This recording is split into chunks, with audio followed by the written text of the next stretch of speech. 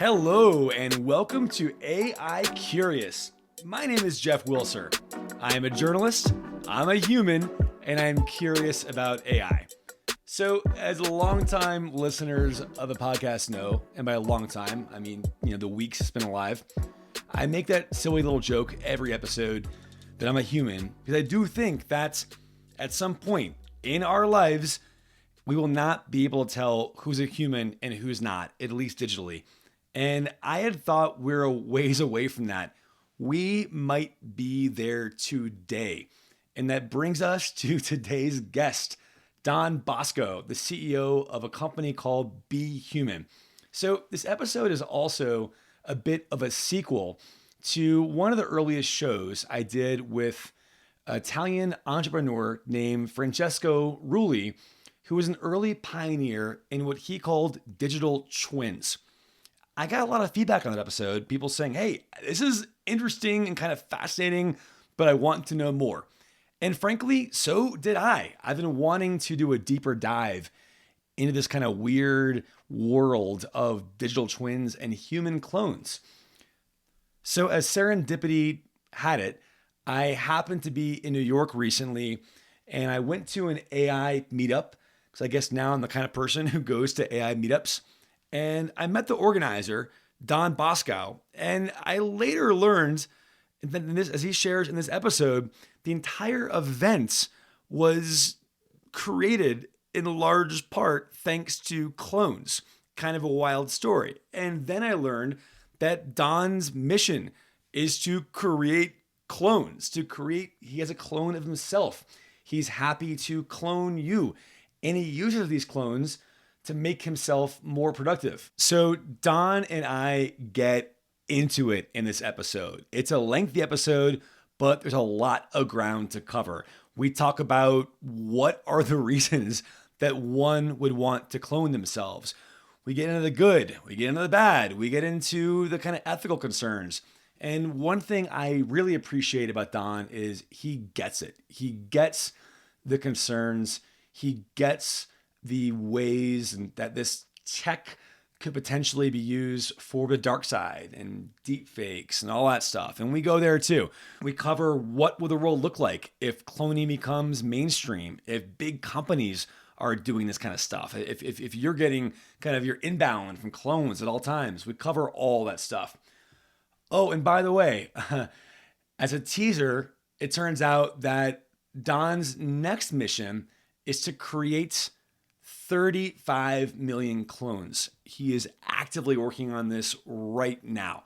And one of these clones could be a clone of you.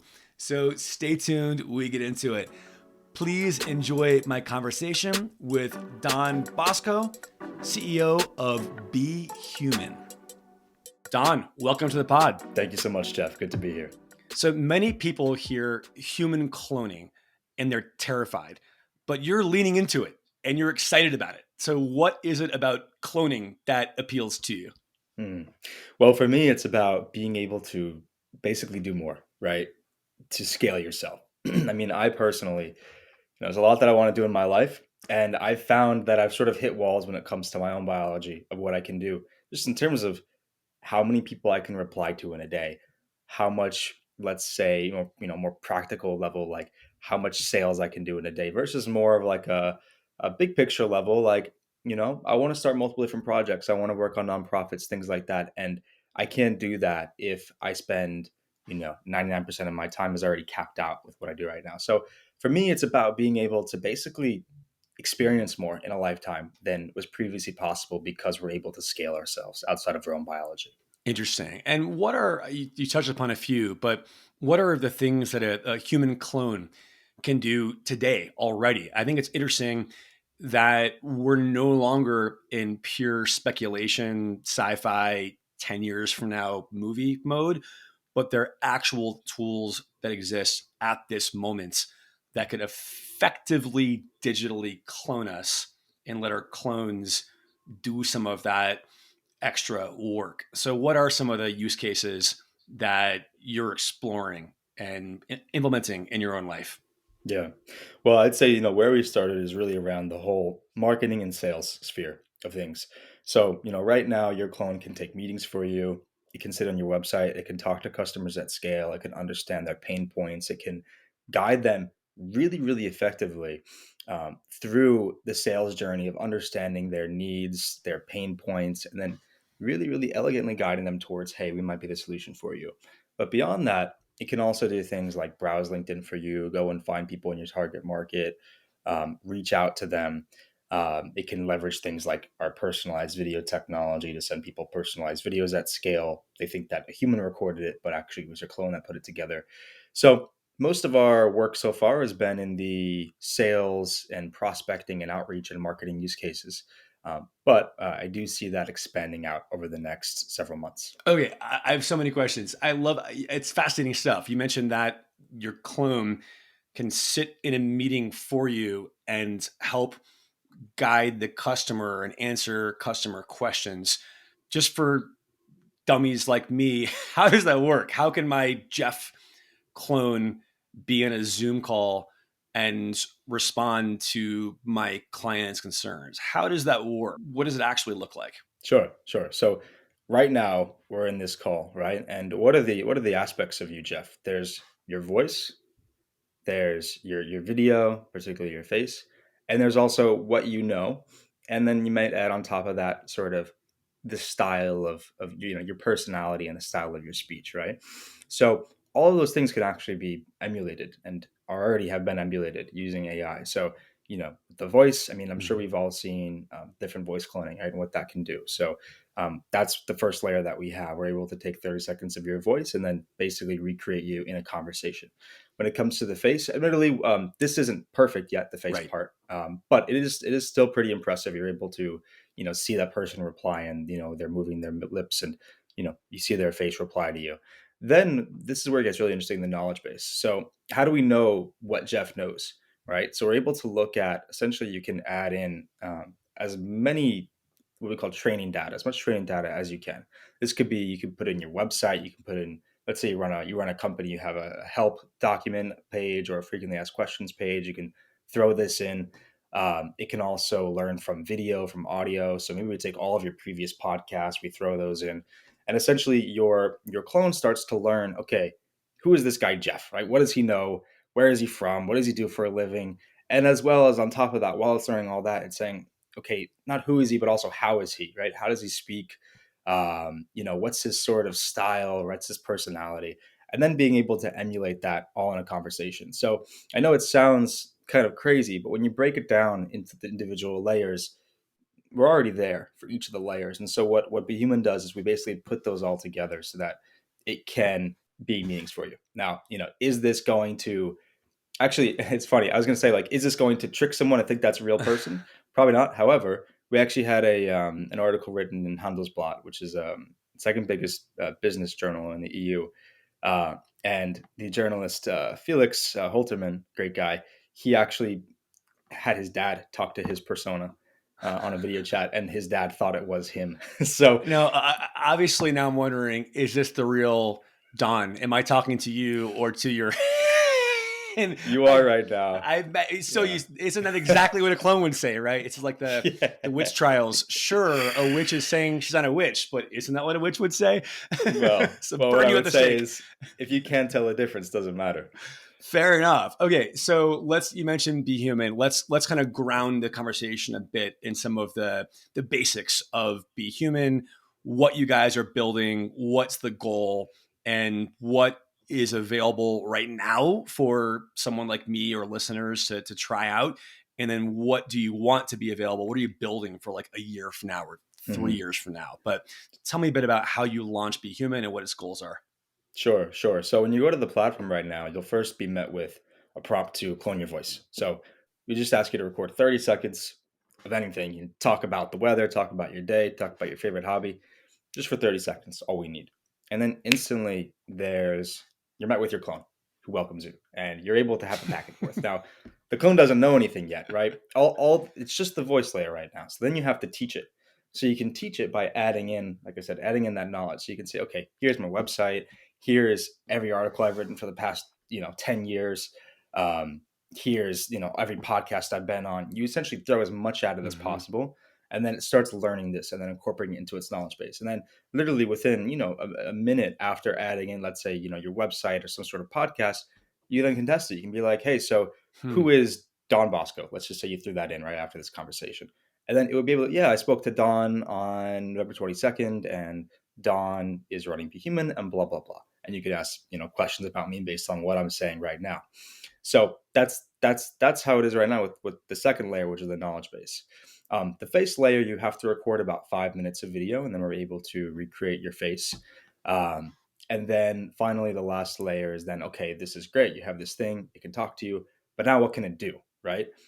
It can take meetings for you. Okay, great, right? But does it have any what I call arms, right? So we Hmm. have the brain, we have the face, we have the mouth, we have the voice, but then can it actually do things for me? So this is where we have apps that make that happen. Is this just to jump in real quick? Is Yeah. this? I'm guessing now this is kind of the world of AI agents, right? It's a very hot topic in the AI world. Can we? And for listeners there, for some context, the main use case in the past year or so with ChatGPT was okay. You can interact with ChatGPT, do things with ChatGPT or things like it, Claude, what have you, and you get some output, but it's not then able to actually execute stuff for you. It won't, like, you can maybe research, hey, I want to go to Cancun next month. What are like good flights?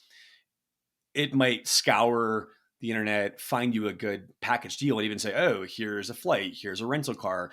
I found an Airbnb spot for you, yada, yada. But it won't actually pull a trigger. So Right. the next kind of frontier of AI, in my opinion, is these AI agents that will actually go from learning stuff to doing stuff. So am I hearing you right, Don, that you're now looking at, okay, how can I give it quote unquote arms to actually seem like you, but now do stuff on your behalf? Is that what you guys are building toward? Right, right. So already the platform right now today, there's two arms we have, which is personalized video. So being able to basically make personalized video for people in your target market and get that out to them. This is using a combination of the face cloning technology and voice cloning technology. People get these videos, they think that a human actually recorded it for them, so they're like 4 times more likely to respond. And actually, the way we met Jeff, and everybody else at that event was invited with a personalized video, right? And Hmm. every time, literally, almost everyone I talked to was like, "Hey, I have a question. Like, how'd you get my email? Like, I'm like it's not anywhere online. Like, and thank you for taking the time to record the video. Like, I really appreciate you took the time. And then I'm like, hate to break it to you, but I didn't do that. You know what I mean? Wait. So that's incredible. I didn't realize that until this moment. So, and for listeners, Don and I met last week at an AI meetup in New York that he organized, and I was a plus one of shout out to Ben Schiller, great guy, friend of the pod, and I didn't realize that you'd actually sent a personalized video to everyone that was recorded by AI. That's that's wild. Yep. And how we even found who to invite, basically. Well, the second arm we have is we call it Leader. Basically, it's a LinkedIn automation platform. So basically, it's automating LinkedIn to do tasks on LinkedIn. And people spend a lot of time on LinkedIn. There's a lot of value there from a data finding perspective, from a prospecting, reaching out, sending connection requests. And so basically, I gave the instructions to my clone. All right, we're throwing this event. I need you to find people who are in AI, around AI, from diverse backgrounds that are going to be really interesting to get into one room together. And then it went out, it used Leader, the arm, to basically find who those people are. And then Hmm. it used AI Studio, which is personalized video, to make the personalized video for them and then send those out over email. And basically just rinse and repeat for everybody we invited. Incredible. So it's effectively cold pitches, and you got a pretty high response rate Oh, for yeah. I think we had like a 60% response rate actually six. for the event. Yeah, it was really, really incredible. I recorded a lot of the process, so I'll probably put together a little like video about that. Amazing. And so that's a very clever, I think easy to understand example of how it could work. And so can you riff on, kind of connect the dots of if this works for one evening, one event where you essentially told your clone, "Hey, pack a room full of AI relevant, AI curious people from diverse backgrounds that had very little personal relationship to you. This is mostly cold." It did this packed the room. Now riff on, okay, extrapolate this, scale this. What are things that a person can do, like for funsies, whether for a personal Mhm. life or for a business? How could they leverage this kind of cloning tech to grow and scale their brand or products or what have you? Yep, yep. So, from day one, we've always been very, business use case, utility focused, right? Like wanting to make a value. So, right now, like that's an example of a use case. Like we have tons of people using it for, things like, sales outreach or when someone requests a demo, right? Making a personalized demo for them. So like there's a lot that goes into it that's already there from the top of the funnel. But if I'm thinking, okay, like, obviously where are we going with this, right? There's one piece to the puzzle, that one layer that's not there yet, that will be there very soon, which is what we call generalization. So this is like going into the autonomous agents, right? Part of this that you brought up. Mm-hmm. So we have, okay, you're able to have a face, a voice, you're able to have a knowledge base, and now I discuss, okay, you're able to start to do a couple things, right? For example, you're able to use LinkedIn, you're able to make and send personalized videos. But then beyond that, right? Like when you start to think about what is a general task that, maybe after this call, what I'm going to do? Okay, I'm going to check maybe a chat with some of my team, see if there's any blockers with a particular project. Maybe I need to reach out to a resource, blah, blah, blah. And can that be automated, right? And this is where the world of autonomous agents come in. And one of the things that we're actually really close to getting live is what we call autonomous browsing. So being able to use a computer like a human can. So being able to look at a screen and be like, all right, what's my goal here? Okay, I need to, let's say, I need to check my schedule, see when I'm free, and invite X person for a meeting next week. Mm-hmm. And okay, give that task to my clone. My clone then can basically break it down into subtasks. And this is where agents come into play. I don't want to get too far into the weeds here with everything so quickly, but and then it can actually execute that task using your computer just like you would. It wouldn't actually use your computer; it would Right. use a separate virtual computer to accomplish that. That's incredible. I mean, frankly, for me, exciting and terrifying. I'm not sure what oh, the pie chart. I'm still processing to figure out, how the pie chart shakes out for me as far as excitement and terror. One example in my own life I thought about that kind of I found chilling, but also exciting is, but also chilling. I was wrote an article a few months ago. It was really in-depth piece that involved me interviewing several surgeons. I had to ask them pretty detailed questions about the surgery they were doing, why the surgery has gained in prominence in recent years, what are the trickiest parts of it, and so on. I then assimilated all of those interviews, found kind of the common threads, curated the best and juiciest quotes that conveyed what they were trying to say, and kind of wrote it into this like what hopefully was a cohesive whole. Again, I'm just basically describing journalism 101, right? It was this piece for GQ I wrote about kind of the rise of like fake six packs and how men were getting Okay. surgeries to kind of like create these like, glistening perfect six packs and how that's on the rise. I published it and I felt pretty good about it. I'm like, aha, AI couldn't do that, could they?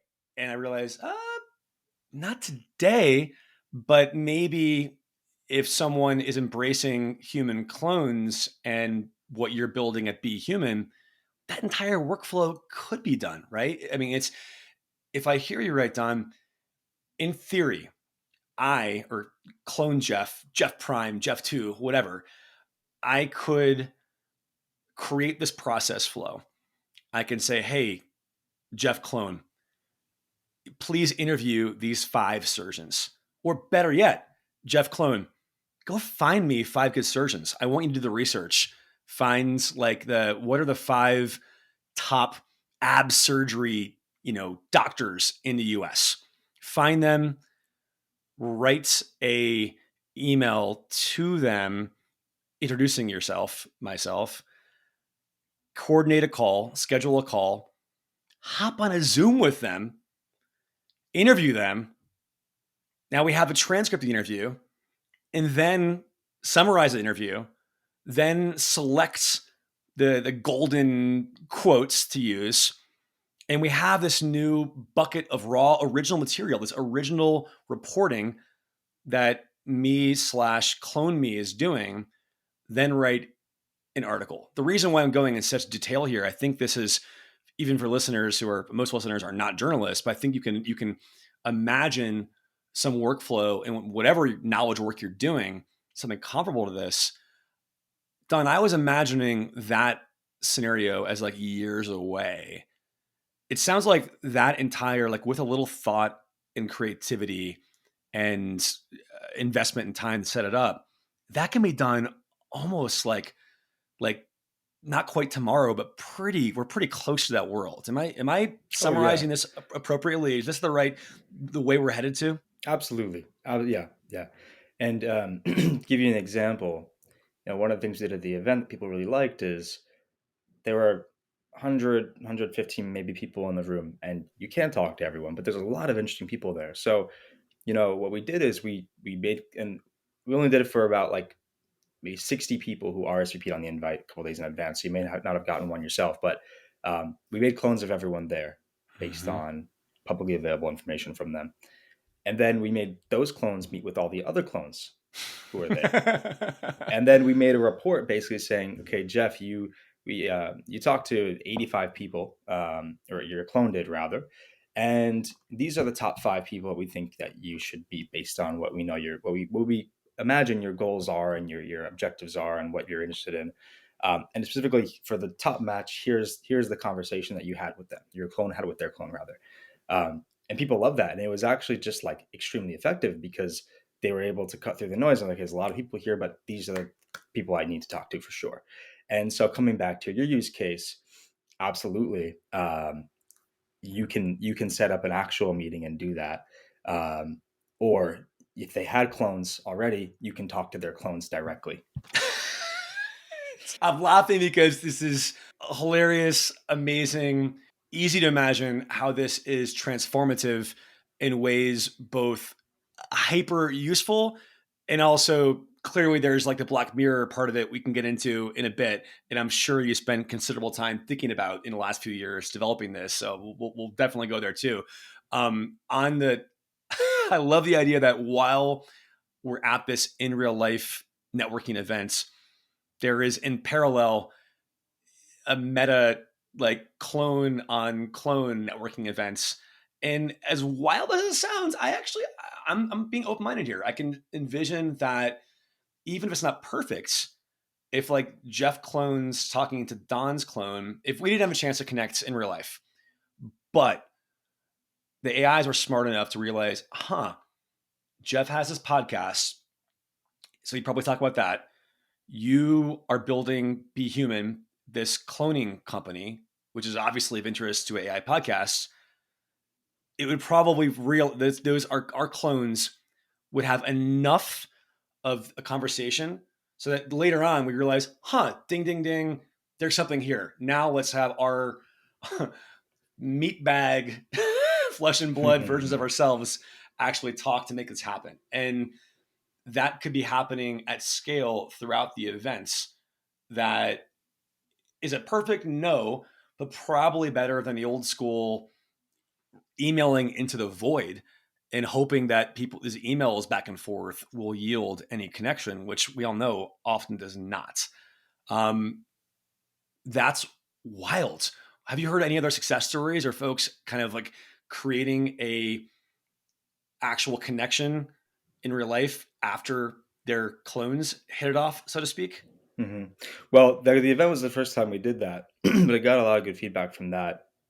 People who met up and whereas like actually like there's something that maybe I'll do with this guy. Like appreciate putting that together.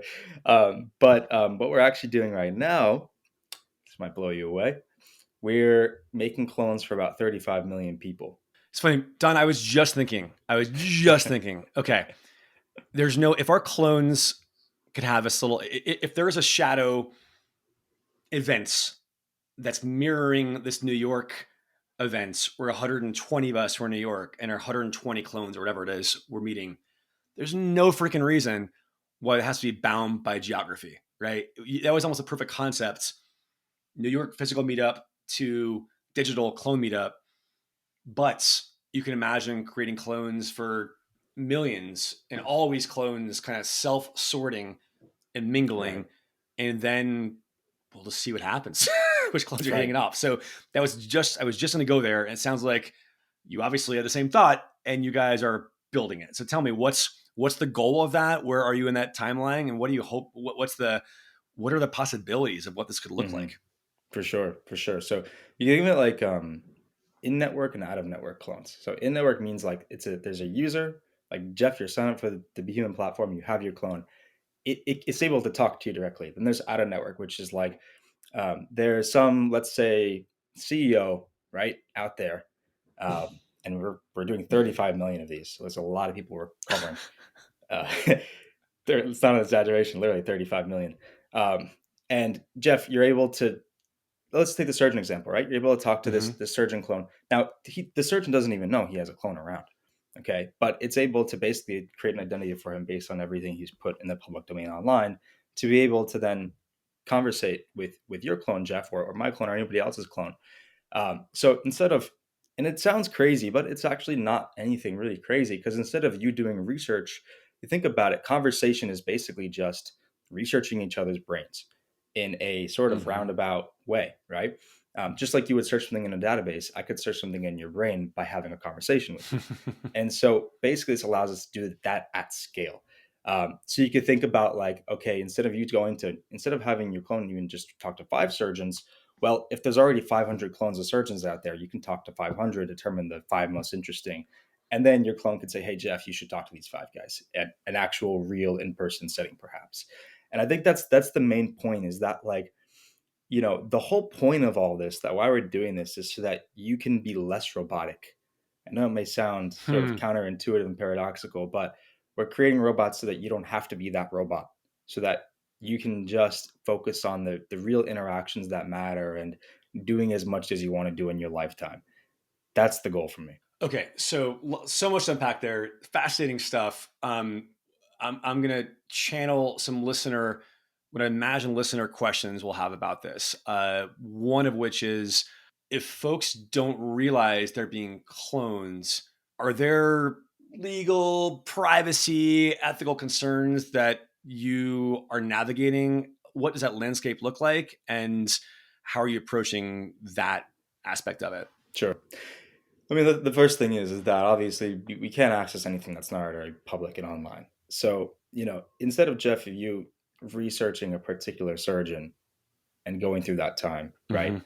This just makes that process a million times more efficient.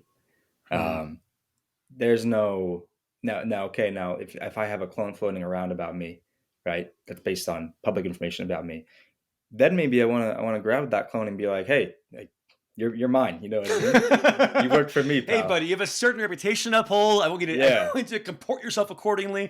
exactly. Which is perfect. Then you come and you claim your clone, and then you can be like, all right, I want to teach you some more things. I want to, here's our objectives, here are our goals.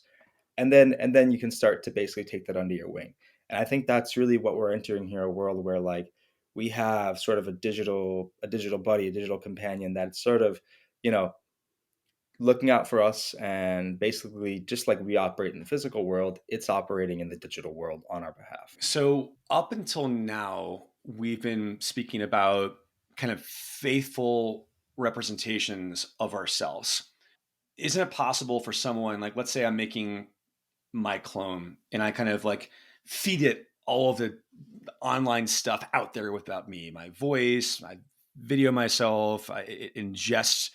Um, I have a million articles I've written, so for me it's kind of easy. There's plenty of digital stuff, but what if people kind of like feed it some garbage to make it, or doctor data to make it seem like, oh, I actually am a Nobel Prize winner, or I actually, so like, how do we have any checks and balances to help ensure that people's clones are accurate surrogates, digital surrogates of the actual person, and not this kind of like, ginned up pretend version of them? Yeah, it's a great question. I always look back at the human brain, like how we handle things, because I think that like It's literally every time there's been a challenge, I look at like in terms of like engineering, and I look at the human brain and how it does it, and we literally just copy that and it works. Hmm. And how would you, if I told you I was a Nobel Prize winner, if I told you I was the president of 7 countries already, Hmm. you wouldn't believe me, right? So we don't have this built yet, but there would eventually be like we've talked about this Like a internally. It's bullshit like, detector that clones have yeah, kind of built yeah, in. Yeah. yeah. Well, like there's a degree of openness, right? And this goes with what I believe that you tell me, but also what I tell you, right? So like, let's say that I'm meeting someone for the first time, right? And they're asking me like some really like informationally sensitive questions, like what's the runway of BHuman at your company? How what's your funding prospects like? Like my I may answer that very vaguely, or like sort of change topics, right? If I don't trust someone yet, not open to them yet. And same thing, like that can be engineered in, is basically like, who is this person, what is our degree of openness with them, and that determines what we take in as Mm. beliefs, and also what we say. How are you thinking about one to one clones or one to many? Because Mm, you've sketched a model where we all have a clone, but obviously we could have to truly scale. We could have 10 clones, 20 clones. Should I have like a clone, like a um, different clones highlight different aspects of personalities, right? Maybe like an old school Star Trek reference, the mirror shadow mirror universe of Star Trek, where the bad guys all had like goatees. So it was like Captain Kirk, but a goatee, so he's bad. Like can my clone have the goatee and be the evil Jeff? Um, do you envision a world where we each have one clone, or are there multiple clones that can be doing different things and different mm. purposes? So I mean, like, definitely you touched on having your own personal clone, right? But then one thing that we do a lot of thinking about is, let's say, I mean, just for ourselves, right? Like we want to hit as many people as possible. We want to do as many sales and marketing as possible. And for us, a lot of that revolves around LinkedIn. So, like right now, I have my own clone, like using LinkedIn on my behalf, reaching out to people, making connections. But what if I wanted that times 100, right? And Hmm. so now you get into the world of what we call like digital employees. So it's like, I'm running a company. I could go hire one salesperson, a real salesperson, and pay like what, 60, $70,000 as a base, or I could spin up 100 digital salespeople, Hmm. right, for obviously a much more cost effective way of basically recreating as much as possible of one real person's tasks in terms of what can be recreated digitally. Now, it can't go out to lunch with people, but it can certainly do all the prospecting, all of the, finding who's in your target market, reaching out, making connections, thinking long term about it, having a memory which is far more greater, and the researchability is far greater than a real human. Um, Setting up calls for you, perhaps even taking those calls, doing demos, things like that. So yes, there's definitely like, that's actually not too far away. It's something we'd probably do fairly soon, like with the autonomous browsing that I spoke about, where like a machine can basically use a computer, because then you could just scale that super easily. Just control copy and paste 100 times. Hmm. So definitely. Have you thought about the use case of dating?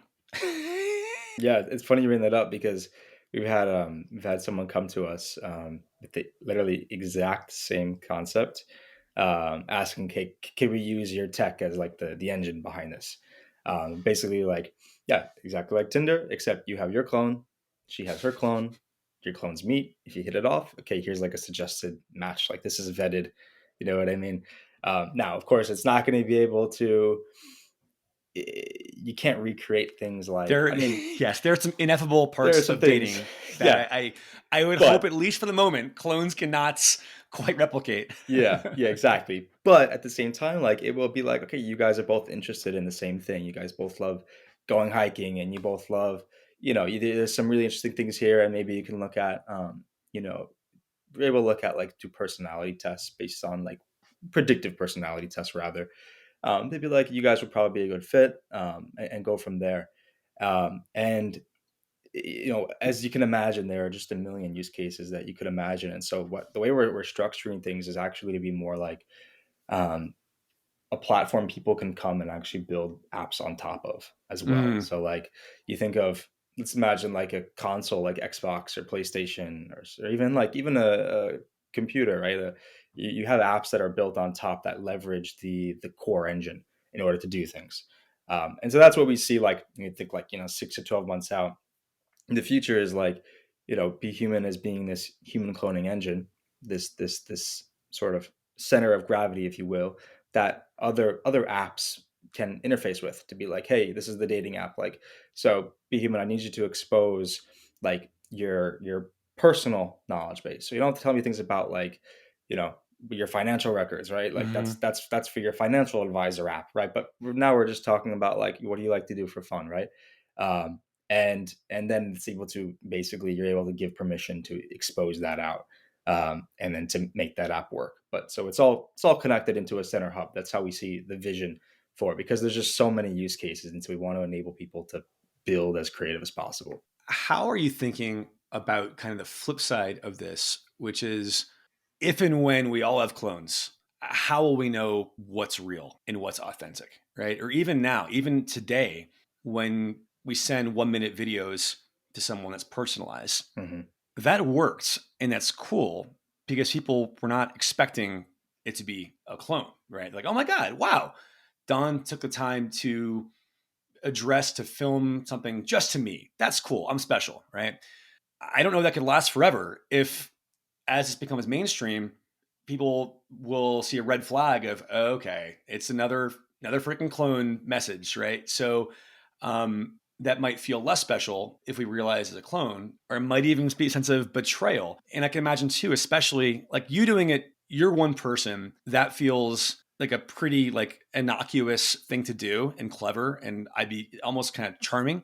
If a massive company, if let's say the Apples of the world, Amazons of the world, if they're truly scaling this tech stuff, this cloning stuff, and just spamming us with these quote unquote personalized messages that are anything but personal, does that create this universe where we have no sense of what's real and what's not real? And we're kind of doubting everything. Yeah, it definitely does. Like the first thing is that for that to happen, there has to be like a massive amount of saturation, meaning like the average person's been has to get like 5 of these a day, which Yeah. means that that's true. Like I don't know how many of hundreds of billions a month or maybe trillions a month, whatever that number is, being made. So it's like there's a first adopter advantage here for sure. But you're absolutely right. Like there's look, it works so well that there's no shot that this doesn't happen with or Mm-hmm. without us. You know what I mean? That it's like there, then you can just okay, we know this will happen, and we know it will get saturated eventually because it just works so well. And Mm-hmm. so what happens at that point? You're right. And I think, yeah, we get to a world where there's probably two things happening. Well, the first thing is to be like, well, can you regulate it? Like some people have I think there's a I don't know if it's proposed or passed European regulation that says like if there's an AI interacting with a human, it has to say it's an AI. Right. But no one's going to follow that. Let's just be Mm-hmm. completely frank here. You think someone in Tehran is going to care about that when they're getting paid in crypto to do something for a company who wherever? Like no one's going to follow that. You can't regulate this stuff, to be totally frank. Mm-hmm. So, what it really comes down to is like, if you think about it, like 5 years ago, maybe 10 years ago, if you saw a photo, you would take it as a source of truth. You think it's real. But now you see a photo of the Pope wearing, a Yeah. jacket, a funny jacket or whatever. You think, all right, this is probably even before AI, like when you had Photoshop, we started to realize that. And I think it's going to be basically the point where like anything digital may not be real, and you Yeah. just have to accept that. And yeah, I mean, it's a pretty weird world where it's like the most the most human and real things is like sort of how right now Hamas was communicating in Gaza to avoid detection from you know spy services by writing things on paper, and it's like, well, then your clone may be able to print something that looks like it's Hmm. handwritten, but I digress. You know what I mean? Like there will be sort of this never ending race of like what's real, what's not. But I think what you're also going to see is like this concept of AI entities, which are fully admitting they're AI that you can interface with. That so we're almost going to have like almost like there back in the day. There's humans, there's Neanderthals, there are a couple others. I think we're going to have like humans and AIs. They're going to be kind of like another class of citizens, if you will, that are accepted and just sort of exist around us. The other flip side of this is deep fakes, right? And how it's going to be weaponized as you're building these tools to help everyone. And obviously, the intent, as I understand it, your intent is to help people build clones of themselves so they can get more out of life. You can get more things done. So you can be more productive, have time for your nonprofits and so on. That's all obviously a noble end. It's easy to imagine folks taking this tech and weaponizing it and using it to create deep fakes instead of the harmless clone on clone interaction for fruitful connection to create some misleading and toxic, nasty video of someone saying something awful. How are you thinking about the role of deepfakes and the ability of this tech to be used for kind of bad purposes, and what kind of safeguards and guardrails do you kind of have to build in to help minimize the chance of that happening? Yeah, yeah. Well, certainly, like, um, it can and probably will happen. I mean, I'll give you an example. I don't know if I should say it publicly. Well, we had a super large platform come to us that focuses on semi-adult content. I'll just say that. Mm-hmm. And they thought like, hey, can we basically clone all the people who make this content to basically give the impression that their subscribers, let's say, are having a really like real interaction with them. Hmm. And like we said no, because what a sad world that would be. Right call, by the way. You didn't ask my opinion, but no was definitely the right answer there. Yeah, So, yeah. I mean, yeah, just like what a so like, but there's companies that will do that. You know what I mean? yeah. And like, not right now. There's not really any other companies doing what we do, but there will be, and they'll take that offer. And there's really no way to fight that, and there's no way to regulate that. To be totally frank with everyone, and so I think the best defense is like education. You know, like your own self. It's like I think it was I forget his last name, Naval. I always forget his last name. Famous investor, Yep, sort yep, of. yep, yep, yep, Yeah, yep, yep. He goes by just Naval, but yes. Naval. There you go. Yeah. Okay. Yeah, he said something that really stuck with me. It's like in the past we've had diseases of lack, like not enough, right? Like not enough food, not enough water, right? Not enough energy. Now we have diseases of abundance, where it's like there's too much food, there's too Hmm. much media. You have to Mm-hmm. actually decide to take less and decide wisely in order to build the best version of yourself. And I think it's just going to be more and more that way, where it's like I could spend my lifetime interacting with, you know, digital created girlfriends, let's say, that are built for me and that respond to everything exactly as I wanted, Mm-hmm. and push the right buttons to give you the best experience emotionally. Or I can be like, this is fake, this is digital, I need to go in the real world. And I think there's definitely going to be a group of people that give into the digital, which is, I don't know if there's any way to stop that. So It's going to happen, yeah, 1,000%. And even what you described a moment ago, there's no question that will happen. That people there will be this almost like the word of the day. I feel like is bespoke.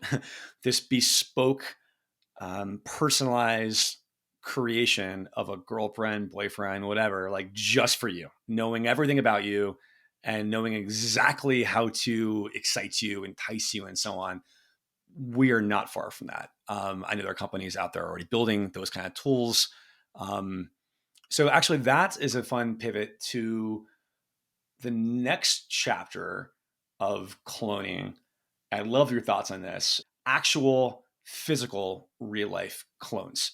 Because my personal take on is my personal view is that will happen in our lifetime. I think it's wild to think this, but I think we will live in a world where like replicants, I can't even saying this word, like Cylons for the yeah, Battlestar Galactica fans out there, they will be walking amongst us. The reason I think this is, as you said earlier, the tech's already there. We can voice clone, we can face clone, we can knowledge clone based on kind of the large language models, and we can feed it data about who we are, how we talk, and so on. So the next frontier is a physical component. And we know that there are companies building robots. Again, this feels so, I feel like feels silly to almost say these words out loud, but it's Yeah. happening. Like obviously Tesla is building the robot. The final frontier, I'm guessing, is the facial expressions and building realistic, non-creepy looking skin and Mm. to smile in a way it's not super creepy. But are you with me? Do you agree that's probably we're on that path and it might be closer than folks realize? Oh, I mean, look, if there's anything that's for sure, it's like you can look at the path we're on and project out what will happen. With as long as we don't blow ourselves up and nuke the world, like that will happen. I don't know if it's our life. Like certainly within our lifetime, you'll have ones that you have AI empowered robots. No doubt about it. I'm sure the military already has hundreds of them. To be honest, Hmm. but will it be able to fool someone to think that's a person? I don't know if that's I just don't know because that's like material sciences, right? Mhm. I just don't know. But certainly to basically like take the software we've made and put it into uh, a computer inside of the head of something that has legs and arms. Oh yeah, no doubt about that. As you're building all these use cases and building this platform, what are the other kind of challenges and risks and concerns that are kind of keeping you up at night the most? Like, oh, geez, how do we crack this problem? Or, oof, it's a tricky ethical Mm, situation here. How do I tackle this? yeah. Well, I think right now I think the main things we think about is like building for scale. You know what I mean? Hmm. So like imagine right now we're cloning 35 million people. What is the architecture we make now is kind of setting things in stone for how we build for the future. So like in terms of what database structure we use, what kind of databases we use, and there's what kind of there's I can get really into the weeds if you like, but like there's a lot of choices you can make as you build the architecture for all of this. And so like that's the first thing is because we know where this is going, the potential it has. And we want to make sure there are no growth hiccups on the way when Yep. it comes to scaling. Aside from that, I mean, um, I think the main thing is like use case. I guess there's sort of two paths that you can take. The first is like what we call like hard coding, which means like developing a use case, developing a functionality for a specific use case, but it can't do other use cases. Like let's say like reaching out to interview surgeons, right? It's like we can develop like functionality that enables you to do that. But then what we want to focus on really is like we could do that tomorrow, like literally tomorrow, but instead we want to like next week do something that can serve like a broader population that is more flexible and dynamic.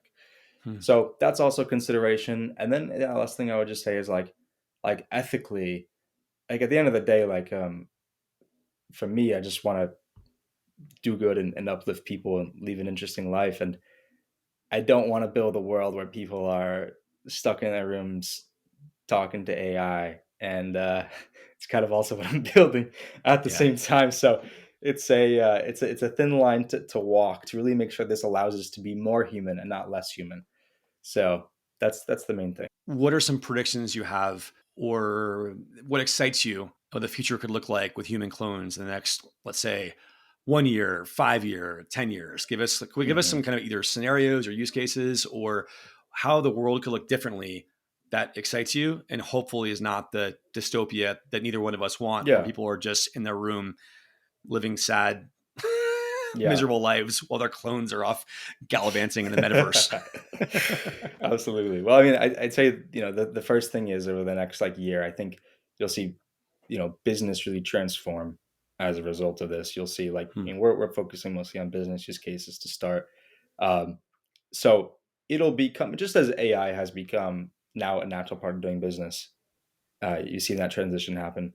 You'll start to see that for digital entities that sit within a team or a real employee's digital clone that empowers them and can communicate with other team members for them. So you'll start to see this become integrated into just a way of doing business Oh, I just realized. operationally. I just realized there'll be a new excuse. I was like, "Oh, boss, I'm sorry. My clone fucked that up, man.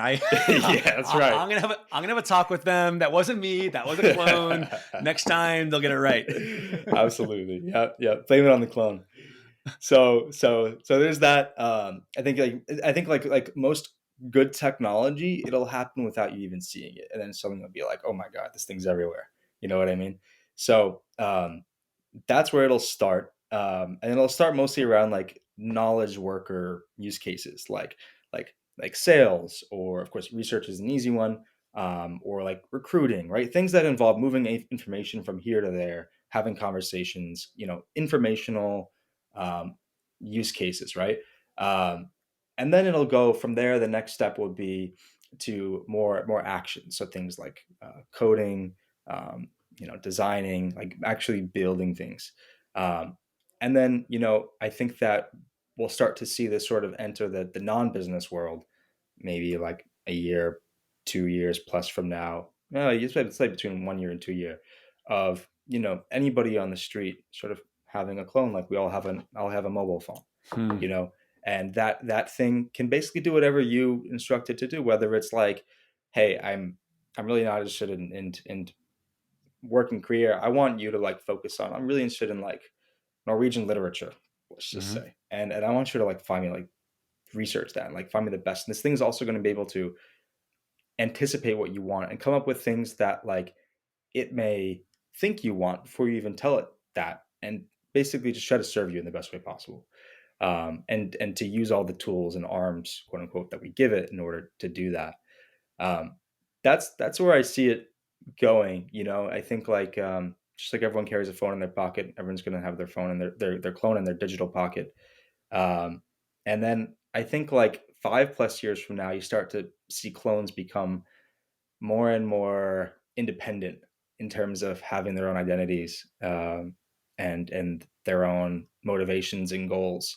And I think you may start to see people sort of advocate for them having more rights, but I don't think that. I think that we have to remember these are just pieces of code. You know what I mean? Hmm. Like they're just doing what they're designed to do. If they design something else, they do something else. But you'll see like that become more of a independent thing rather than a clone attached to a real person. Here I'm envisioning the clone enters their teenage years where they're rebellious, right? So like instead of saying, "Hey, clone, you do this," like, "I don't, Jeff, I don't want to. I'm so Yeah. sick of writing your emails. Yeah. I'd rather just read Norwegian literature instead." Yeah. Yeah. Like you tell it to do something and it just replies no. you know?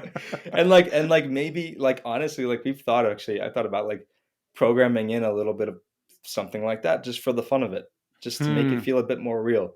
But of course it's all just programmed in. Last couple of questions. Can you tell us a little more about the 35 million clones that you're building Mm. now? You kind of tease us with that, like wild. I'm just imagining a whiteboard. Your average company is like, okay, we need to launch this in Q2. It's like I'm imagining a bullet on your whiteboard. Create 35 million clones.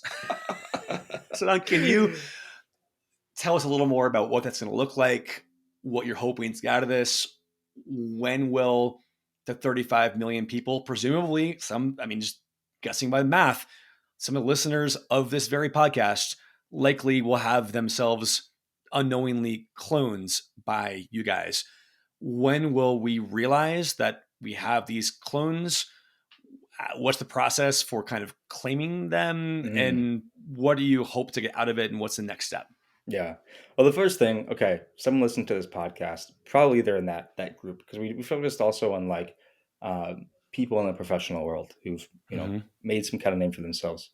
Um, the first thing is like, even if you didn't ask for it, hopefully it's valuable to you, Hmm. because now people are able to basically have a conversation with the collective of what you've put out, willingly online, right? Just you put in the public domain. Um, to work with you in some way, or maybe find out about what you're doing more, basically spread the word of what you're, who you are, right, in a more effective way. For people from our side, right? um, Obviously it's a great way to get the word out about what we're doing, and to basically just make it as easy as possible for people to, like you said, start to realize like, oh, this thing is real, this thing exists, this thing is living, it is answering questions about who I am while I'm sleeping. And I might not even know it's there. And how can you claim it? Well, very simply. So you're able to basically prove your identity by connecting your LinkedIn to then say, okay, this is really Jeff. In that case, it gets assigned to your account, and then you can do whatever you want with it from there. You could shut it off, or you could put in more data, or you could tell it like, I just want to focus on getting new clients. Just always ask, always try to sell people, right? So then it's really up to you. But the idea is like, when you talk about clones meeting clones, that only works if there's a lot of people to talk to, right? So that was Hmm. the really the core motivation is like, I need my clone to be able to go and talk to the CMO at 1,000 different companies, and this is really the only way to do that by first making clones of all those 1,000 people. And Don, you've already touched upon this a bit, but can you elaborate a little more on your core thesis and the core mission of paradoxically, Mm. you want cloning to help us become more human and enrich our lives? Can you elaborate a little more on how you see it happening and what being more human can look like in this new clone injected world? Absolutely. So for a knowledge worker, someone who is working online, let's say, which is a lot of the population now, a lot of the time we spend are basically is moving information from here to there, right? And processing information and taking what's in our brain or what has been written last week in an email to somebody else and rehashing it in a different way, in a different format. And so that's not really a good use of your life, to be totally Hmm. frank. People spend 40 years doing that all day, every day. And basically, the idea is, oh, if we can take that off your plate, then either you can go and do more strategic tasks at your work, or you could work 4 hours instead of eight and spend 4 hours hiking or Hmm. reading Norwegian literature if that's what you're into. That's the real core here. I mean, I think it's just like for myself. Like I love painting, for example. I really like painting portraits, oil painting, and I just don't get enough time to do it. And it's something that I would really like to do. And if I could spend less time, doing information moving, information processing, digital work, or yeah, then I can spend more time doing that. Or if my clone is be like, hey, we got 12 emails in the past 30 minutes. I need you to answer these couple questions for me. It's not my knowledge base, and then I'll take care of the rest. Right. So then using my clone as an extension to myself. That's the goal here, is to basically be less robotic, be more human throughout this all. Last question for you. I ask this of all my guests. How are you using AI in your own personal life, whether for work or fun? Aside from building the clones, what Mm. are you using AI for? Mostly I'm using our stuff like in terms of anything, reaching out to people or responding to emails, all clone powered. But then like outside of that, like, okay, one example is like I use it to creatively brainstorm, like when I'm doing a painting, for example, right? Hmm. Um, so if you think about like painting, like the hardest part, if you think of is like painting from imagination is basically impossible unless you're a Da Vinci or something, right? And so that was why they were such geniuses, and I'm not. Is that I can't paint from imagination. I need to see a reference. And if I want to paint something really specific, like a concept I have, um, well, I would need to go and like create references of that, or I could use Stable Diffusion to basically make a reference of something I want to paint to understand, okay, how are the shadows falling exactly on this person's skin and in this image in my head. That's one way I'm using it outside of our work. But then from a work perspective, frankly, totally honestly, like I really am pretty much just using Be Human, because I think that I also build what I need. So like every time I had a Sure. need, I just would just build it and throw it into the platform. And so yeah, that's pretty And, much and it. just to unpack it a little more, so what are some concrete ways you're using Be Human? You mentioned literally Sure. that you're responding to emails, Be Human. So there'll be emails that you won't even personally read that your Oh yeah. AI, Oh that yeah. your Don clone is responding to, and how do you figure out what is the scope, what's kind of like low hanging fruit enough for the Don clone to handle, and what requires a little more sensitivity that you have to jump in and kind of give a human touch? Sure. So first thing is, a couple months ago I saw 7,000 emails, unanswered emails. I was like, okay, this is not Wow. okay. So I was like, all right, let me do this. People would rather get a response quickly, that is mostly right, maybe Hmm. perfectly right, but sometimes mostly right. And I just let them know, hey, this is my clone responding. If you're not satisfied or you really want to talk to me, reply with human, and that goes into a separate box for me. So that's one way I use it. I use it for when all of our team uses it for all of our sales and marketing. I mean, like we are reaching out to, you know, a ton of people every day using personalized video. You saw the event, right? Sending personalized video for invites. We use it for taking meetings as well. People talk to my persona, like the voice meetings, right? Without me being there to get information about our company, things like that. We use it to find investors. So literally, like any sort of like thing where I need something from the external world outside of my team, I pretty much use that to go and do the scouting for me. Don or Don Clone, whoever you are, I really enjoyed the call. I feel like we just scratched the surface in a way. There's so many angles and dimensions to this that we will be following over the months and years. I mean, I feel like the work you're doing and this larger kind of arena of AI clones, AI agents, truly will transform the way we all see the world. So fascinating stuff. Really enjoyed it. Thanks for coming on. Love to have you back in the future. Thank you so much, Jeff. Great to be here. Well, there you have it. Thanks so much again to Don. Thank you to you, my beloved listener. I appreciate you listening to this longish episode between Don and myself. I swear we are actually humans with elbows and things. You were not listening to a clone on clone talk, although, give it a year. I'm betting in a year, a clone on clone podcast is very doable. So thanks again. Please, if you haven't done so already, subscribe, rate it 5 stars, create 50 clones and have them give it 5 stars. Mostly kidding. I don't want to cheat that way, but send it to actual real, meat bag, old school humans. Thanks again, and I'll see you next time.